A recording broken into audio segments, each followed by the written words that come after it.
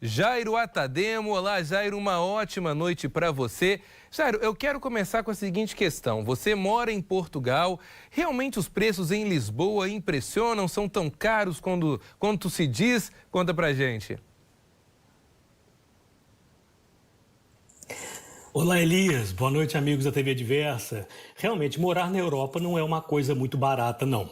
A não ser que você trabalhe aqui e ganhe em euros. Aí fica um pouco diferente. Você tem que fazer, assim, dois tipos de comparação. Lisboa é caríssimo, mas você precisa saber o seguinte: se você vier passear e vai gastar em reais, não fica barato.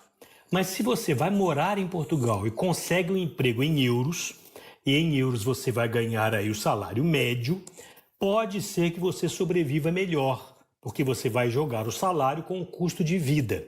E aí sim, você vai ter uma vida um pouco mais confortável. É bom saber que o preço das coisas aqui em Lisboa é muito semelhante, os preços são muito semelhantes aos preços praticados no Brasil para muitas coisas, alimento, roupa, até mesmo automóvel. Parece, os preços são semelhantes, só que o salário mínimo na Europa, aliás, em Portugal, equivale a 3.000 e tantos reais. Então o poder aquisitivo aqui acaba ficando maior que o poder aquisitivo do brasileiro no Brasil. Então, para vir para cá, tem que ser assim. E de preferência, morar num apartamento de 2 quartos e 3 até, mas sabendo que o aluguel, ou mesmo o preço de um imóvel, o aluguel é bastante alto em Lisboa. Na capital é quase proibitivo. Então você tem que vir com mais alguém que trabalha, se tiver esposa, a esposa vai trabalhar, se não vem com amigos, para dividir um apartamento e morar com algum conforto. Ou então, se vier sozinho, uma alternativa é alugar um quarto, que também não é barato não, viu? Um quarto em Lisboa pode chegar aí a 500, 600 euros um quarto. Um apartamento, muito mais. Lisboa é uma cidade cara para se morar, mas isso não se reflete em todo o país não, viu, Elias? É curioso, né? A gente sempre fala aí que alguns brasileiros gostam de ter Portugal como um destino, talvez pela língua, né? Claro, isso é o que facilita também o acesso de brasileiros ao país. E eu já quero falar com você sobre esse assunto, sim, sobre o preço dos aluguéis. Mas antes eu queria entender também o seguinte: os portugueses também sentiram, como os europeus um todo, essa alta nos preços? Foi provocada também aí pela questão da pandemia. Em seguida veio a guerra na Ucrânia, que acabou inflacionando os preços em todo o mundo. Conta pra gente, Jairo. Olha, sim, os portugueses sentiram e muito as alterações nos preços. Portugal não estava acostumado a viver períodos inflacionários. Chegamos aqui a ter meses, eu estou aqui há 8 anos e pouco, chegamos aqui a ter meses há anos de zero inflação ou até deflação.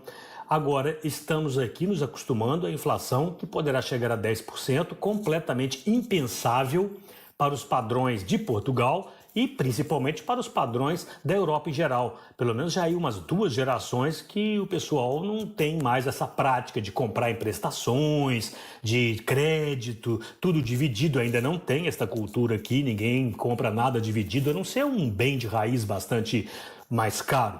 Mas o dia a dia é feito tudo à vista.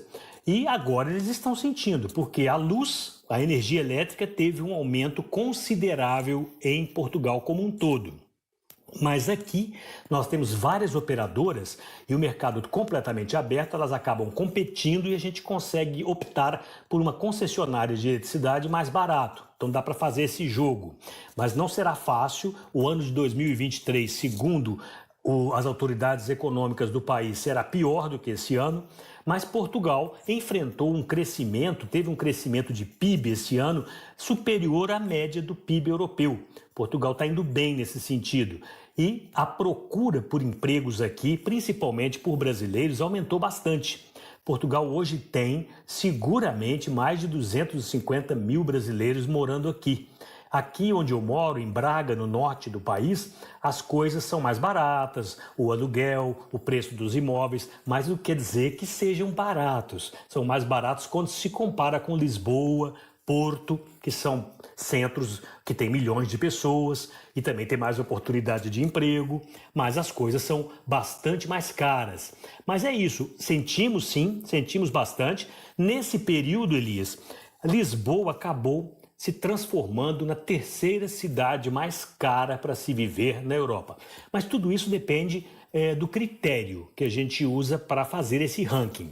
O que está sendo mais utilizado aqui é um estudo chamado A Crise do Custo de Vida.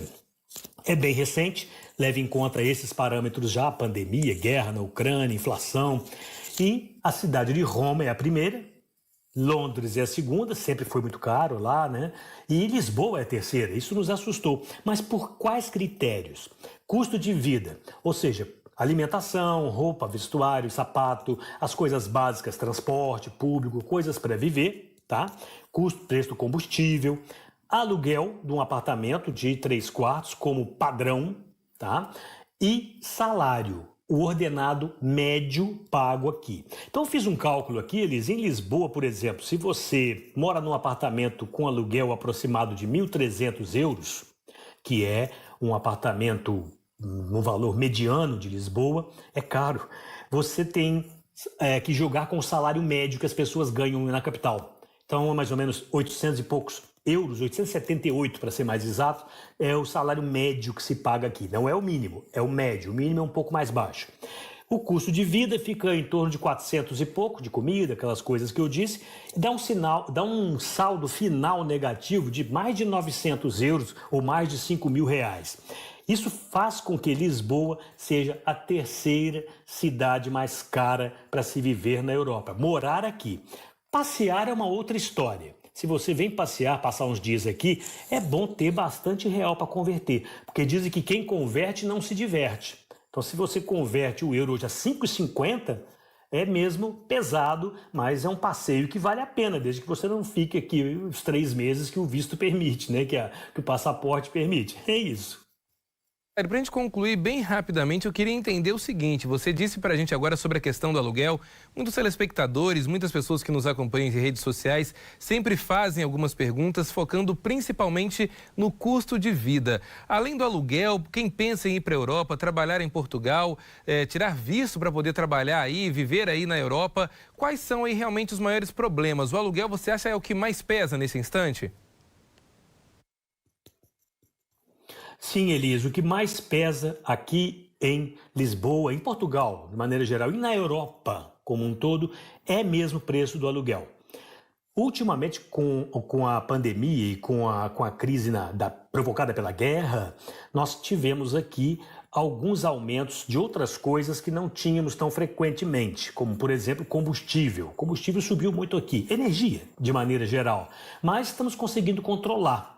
Acontece que é complicado você vir para cá sem ter uma indicação adequada. Por exemplo, se você tem alguma formação, se você é formado em alguma coisa, é muito difícil trabalhar naquela área especializada, porque existe um certo filtro para empregos mais bem remunerados aqui, para nós imigrantes. Mas se você vem com um emprego de menor qualificação, porém dá para viver. As pessoas aqui vivem muito com salão de cabeleireiro, obras, são servir mesas, são trabalhos simples, mas que estes sim sobram para nós brasileiros e outros imigrantes aqui. E com esse trabalho a pessoa consegue tirar 800, 900 euros, algumas pessoas ganham 1.000. E se morarem num lugar mais barato, por exemplo, periferias das cidades. Aqui a periferia não tem a conotação do Brasil. A periferia são bairros dormitórios muito confortáveis com tudo e que ficam relativamente próximos aos grandes centros onde há indústria, emprego, onde a coisa acontece.